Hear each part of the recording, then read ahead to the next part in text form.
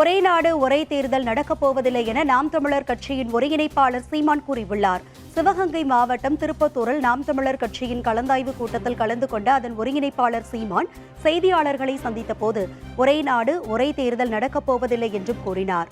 மேலும் மக்களை திசை திருப்புவதற்காக தமிழகத்திற்கு லட்டு பிரச்சனையும் ஒட்டுமொத்த இந்தியாவிற்கு ஒரே நாடு ஒரே தேர்தல் பிரச்சனையும் குழப்புவதாக தெரிவித்தார்.